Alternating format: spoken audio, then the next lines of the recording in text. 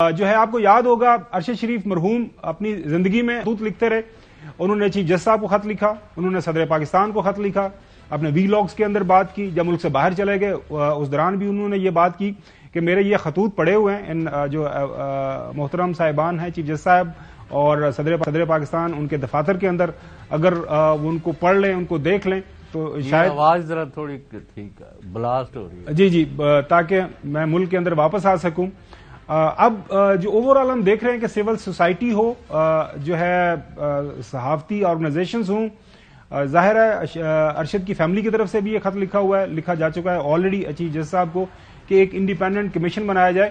تو ایک social media کے اوپر چوہدری صاحب ہم 2 دن سے دیکھ رہے ہیں ایک پوری کی پوری موومنٹ چل رہی ہے.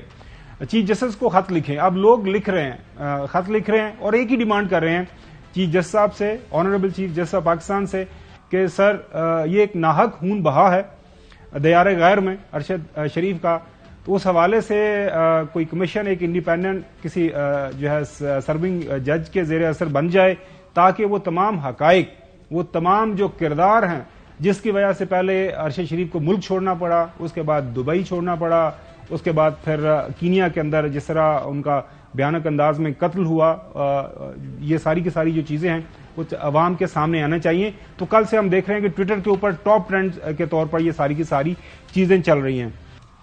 جو صاحب اس کے بعد آتے ہیں آج کی سب مین سٹوری, بڑی سٹوری. محترم سابق پرائم منسٹر عمران خان صاحب, پاکستان تحریک انصاف کے چیئرمین, اوور دا ویکینڈ 26 نومبر کو یہاں پہ راولپنڈی کے اندر تشریف لے کے آئے اپنی ٹوٹی ہوئی ٹانگ کے ساتھ, اپنا سپورٹ سسٹم کے ساتھ. جس انداز سے وہ ایئرپورٹ سے باہر نکلے, وہ سٹیج پہ چڑھے اور سٹیج کے اوپر بیٹھ کے انہوں نے جس انداز سے تقریر کی وہ ساری دنیا نے دیکھا. انہوں نے وعدہ کیا تھا کہ میں آپ کے ساتھ, عوام کے ساتھ رہوں گا, یہ لانگ مارچ ہے, یہ کمپلیٹ ہوگا اور میں آپ کے درمیان موجود ہوں گا. ڈاکٹرز نے ان کو صلاح دی کہ ابھی آپ ریسٹ کریں کیونکہ ظاہر ہے وہ 70 سال کے ہیں, ٹانگ کے اندر گولی لگی ہوئی ہے, ٹانگ فریکچر ہوئی ہے, تو اس کا جو ہیلنگ پروسیس ہے وہ اس میں بے شک آپ 23 سال یا 30 سال کے بھی نوجوان ہوں تو آپ کو وہ ہیلنگ پروسیس کے لیے کچھ ٹائم چاہیے ہوتا ہے. لیکن ظاہر عوام اس وقت سڑکوں پہ نکلے ہوئے تھے, عوام وہاں پہ ایک جم غفیر موجود تھا, تو خان صاحب وہاں پہ آئے, انہوں نے اپنی حاضری لگائی اور ایک زبردست انداز سے انہوں نے خطاب کیا. لیکن چوہدری صاحب وہ جو وہاں پہ انہوں نے ایک سرپرائز اٹیک دی, وہ جو ہے نا ملٹری جارگن کے اندر ایک ٹرم استعمال ہوتی ہے سرپرائز اٹیک, جو سرپرائز اٹیک انہوں نے کیا نا, اس اٹیک کے بعد نا وہ آپ کا جو ٹرم ہے وہ ادھار لیتے ہوئے کہ بونتر گئے ہیں, یہ ان کو کچھ سمجھ نہیں آ رہی کہ انہوں نے کرنا کیا ہے. کوئی کہتا ہے جی ہم, کوئی کہتا ہے اچھا یہ کر دیں گے, نہیں ایسا نہیں ہو سکتا, اچھا یہ کریں گے تو ہم یہ نہیں ہونے دیں گے.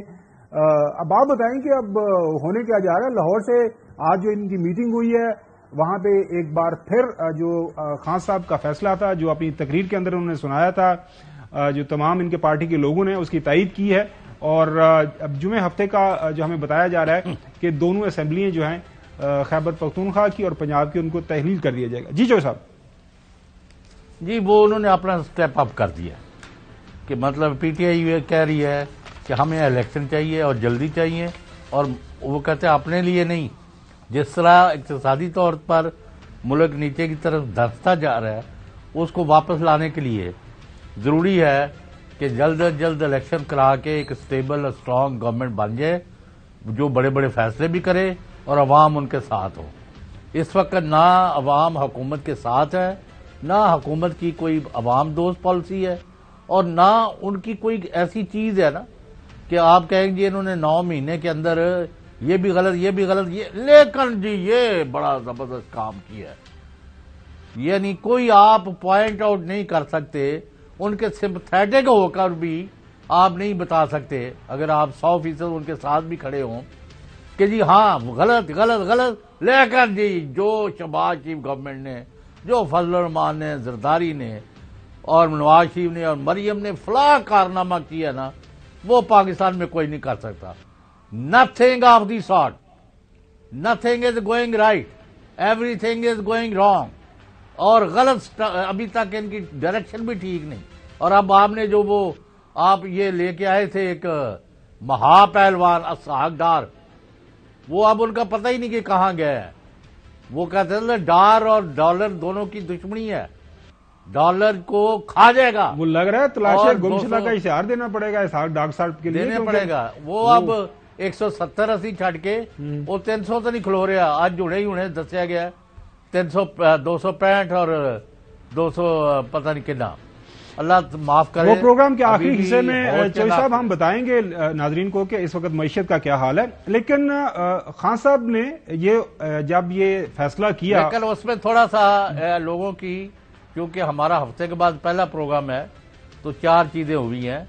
एक आपको ये बता दूं कि मोटरवे से जो ट्रैफिक उस दिन 26 को इस्लामाबाद पिंडी में दाखिल हुई वो 1,30,000 व्हीकल्स थी। उसके बाद पेशावर की अलहदा है, जीटी रोड से अलहदा है, आज़ाद कश्मीर, मरी, अटक, पिंडी इटसेल्फ। तो ये तारीख के कई रिकॉर्ड बन गए हैं। अरे और चौधरी साहब फिर मेरी बात जो सुने, कहते हैं- चौधरी साहब माजरत के साथ, अब ये बात बताने की जरूरत रह गई है इन लोगों को। ये हर इंसान जिसको अल्लाह ताला ने जो है नजर बख्शी है, वो जिसकी आंखें ठीक हैं, जो देख सकता है, उसको नजर आ रहा था कि जिस जगह पे ये जलसा हुआ वहां पे तिल धरने की जगह नहीं थी।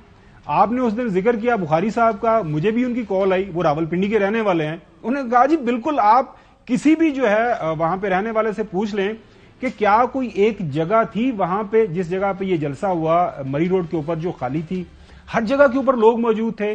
अब तो वो ड्रोन टेक्नोलॉजी है चौधरी साहब, वो आप बिल्कुल सही बता रहे हैं कि वो बता देती है कहां कहां गाड़ियां खड़ी हैं, कहां कहां लोग खड़े हैं।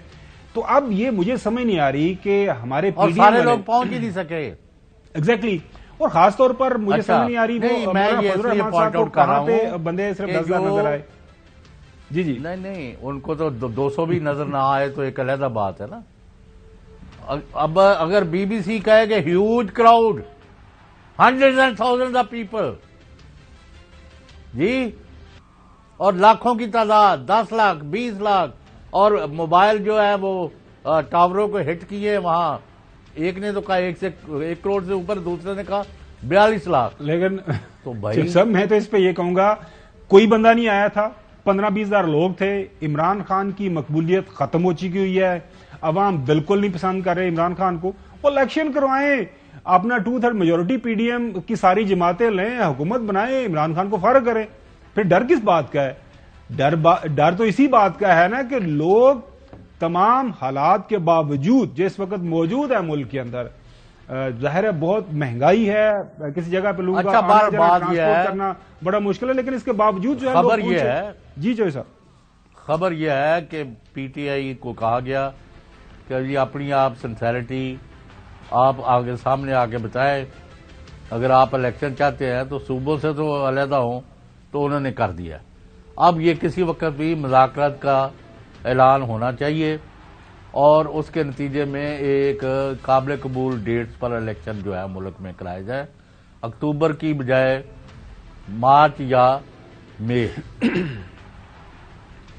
ये बात है। चौधरी साहब जो मेरे पास स्टोरी है मैं भी आपके साथ शेयर कर लेता हूं, नाजरीन के साथ भी शेयर करते हैं।